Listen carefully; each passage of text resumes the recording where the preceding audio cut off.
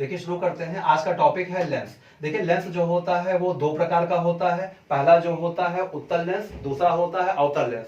उत्तल लेंस जो है इसे हम कॉन्वेक्स लेंस कहते हैं, अवतल लेंस को हम लोग कॉनकेव लेंस कहते हैं। अब बात करेंगे उत्तल लेंस की। तो देखिए उत्तल लेंस हो या अवतल लेंस हो, ये दोनों लेंस से हमेशा प्रकाश का अपवर्तन होता है, ये ध्यान रखिएगा। प्रकाश का अपवर्तन हमेशा लेंस से होगा और प्रकाश का परावर्तन हमेशा दर्पण से होगा, मिरर से होगा। तो हम लेंस की बात कर रहे हैं आज, तो लेंस में ध्यान रखिएगा कि उत्तल लेंस हो या अवतल लेंस हो, हमेशा प्रकाश का क्या होने वाला है, अपवर्तन होने वाला है, रिफ्रैक्शन होने वाला है। और रिफ्रैक्शन की पूरी परिभाषा आप पहले से जानते हैं, प्रकाश वाले में पूरा प्रकाश चैप्टर में आपने पढ़ रखा है। प्रकाश का परावर्तन, प्रकाश का अपवर्तन, प्रकाश का प्रकीर्णन, प्रकाश का वर्ण विक्षेपण, प्रकाश का व्यतिकरण, प्रकाश का जितनी प्रॉपर्टी उसकी है, प्रकाश का विवर्तन, वो सारी प्रॉपर्टी को मैंने आपको जो है बताया है। तो वहां पे आप जानते हैं पूरी कहानी।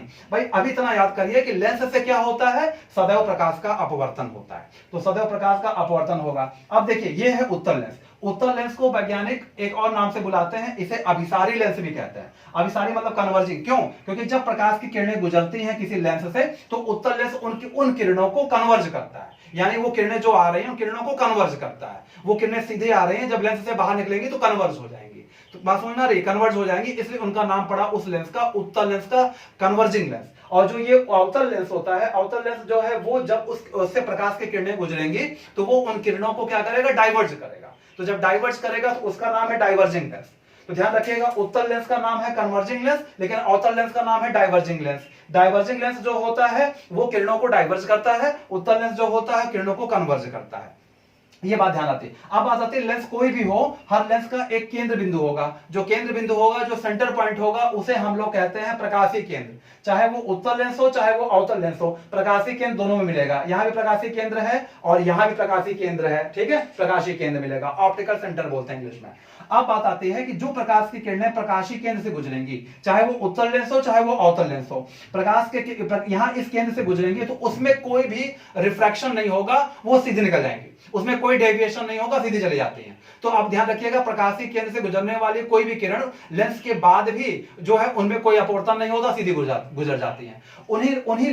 उस किरण को हम लोग कहते हैं मुख्य अक्ष। मुख्य अक्ष का मतलब है प्रिंसिपल एक्सिस। तो प्रिंसिपल एक्सिस यहां भी है, प्रिंसिपल एक्सिस देखिए यहां भी है, मुख्य अक्ष यहां भी है। ये जो किरणें बीच में जा रही हैं, जो किरण जो बीच में जा रहा है, इसको बोलते हैं मुख्य अक्ष। अब बात आती है कि मुख्य अक्ष के समानांतर जो किरणें चलती हैं, यहां पे जो पैरेलल जो किरण चलती हैं, ये हमेशा ध्यान रखिएगा, जो पैरेलल चलती हैं वो क्या करते हैं, आगे जाकर के कन्वर्ज करती हैं, वो कन्वर्ज हो रही हैं। तो यहां आकर के वो कन्वर्ज हो रही हैं और इस स्थान पे मिल रही हैं।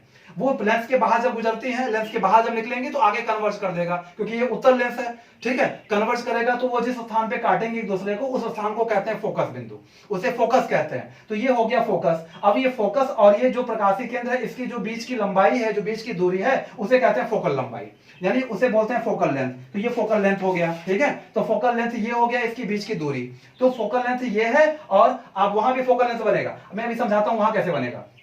अच्छा यहां पे देखिए, अगर हम बात करें तो यहां पे किरणें, क्योंकि अब ये जो है आपकी डाइवर्जिंग लेंस है, ये अवतल लेंस है, ये किरणों को डाइवर्ज करेगा। जब किरणों को डाइवर्ज करेगा तो वहां पे किरणें आगे जाके कहीं नहीं मिलेंगी। तो ये कल्पना किया जाता है कि माना जाता है कि पहले ही ये आपस में मिल जाएंगी। तो पहले ही आपस में मिल जाएंगे तो देखिए जिस स्थान पे मिल रही हैं उस स्थान को हम लोग जो है कहेंगे फोकस बिंदु। पहले जो स्थान में मिलेंगे, मतलब ये जाकर के आगे तो कहीं मिलने वाली है नहीं, तो पीछे से एक डॉटेड लाइन से बनाया जाता है, ये डॉटेड लाइन से बनाया जाता है और ये देखा जाता है कि पीछे कहां पे जो है ये एक दूसरे को कट करेंगे। तो जहां पे ये जिस स्थान में एक दूसरे को कट करते हैं उस स्थान को हम लोग फोकस बिंदु कहते हैं। तो फोकस बिंदु यहां मिल गया। अब फोकस बिंदु प्रकाशीय केंद्र ये है, प्रकाशीय केंद्र फोकस बिंदु की जो बीच की दूरी है उसे हम लोग जो है फोकल लंबाई कहते हैं।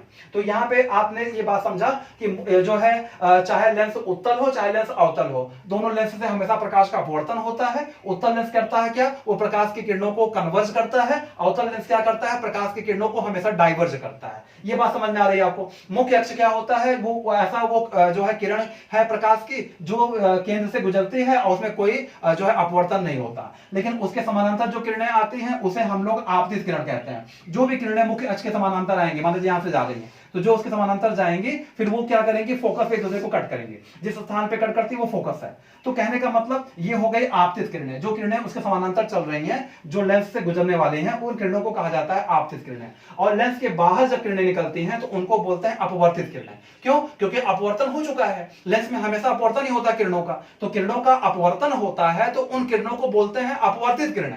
तो ये जो किरणें बाहर निकल रही हैं इनको बोलेंगे अपवर्तित किरणें। तो ये इसको बोलते हैं रिफ्रैक्टेड रेज। ठीक है, तो इंसिडेंट रेज और रिफ्रैक्टेड रेज, यानी आपतित किरणें और अपवर्तित किरणें। ये समझ में आया? अब हम बात करते हैं इनका। देखिए इनमें भी किरणें जो समानांतर चल रही है आपतित किरणें हैं, और लेंस से जब बाहर निकलेंगे तो वो डाइवर्ज कर देगा, और जब डाइवर्ज कर देगा तो उसे बोलेंगे हम लोग अपवर्तित किरणें। तो वो आपस में कहीं आगे मिलेंगी नहीं, लेकिन वो पीछे जिस स्थान पे मिल रही हैं उस स्थान को जो है हम लोग फोकस बिंदु कहते हैं। अब ये तो आपको कुछ कॉमन बातें याद हो गई। बात आती है कि इनका उपयोग कहां होता है। तो उत्तल लेंस की बात करेगा तो उत्तल लेंस का उपयोग आप जानते ही हैं, मानव नेत्र में जो लेंस लगा हुआ है वो उत्तल लेंस है, वो नेचुरल गॉड गिफ्टेड है। ठीक है, वो उत्तल लेंस होता है। इसके अलावा साइड मिरर की बात कर लें, गाड़ियों में जो हम लोग साइड मिरर का इस्तेमाल हुआ है वो आपका जो है कॉन्वेक्स होता है। जो साइड मिरर होता है, बाइक हो चाहे आपकी फोर व्हीलर हो, उसमें जो हम पीछे का दृश्य देखने के लिए इस्तेमाल करते हैं वो साइड मिरर में हमारा जो होता है वो कॉन्वेक्स होता है। अब बात करें डिटेक्टिव, जो जासूस होते हैं, जो जासूस एक मैग्नीफाइड जो ग्लास लिए हुए हैं उसको हम लोग बोलते हैं कौन सा लेंस, वो हमारा उत्तल लेंस होता है। इसके अलावा इस तरीके से हम लोग बात कर लें अवतल लेंस की बात कर लें, तो अवतल लेंस जैसे आप बार्बर मिरर की बात कर लीजिए, जो सैलून में मिरर लगा हुआ है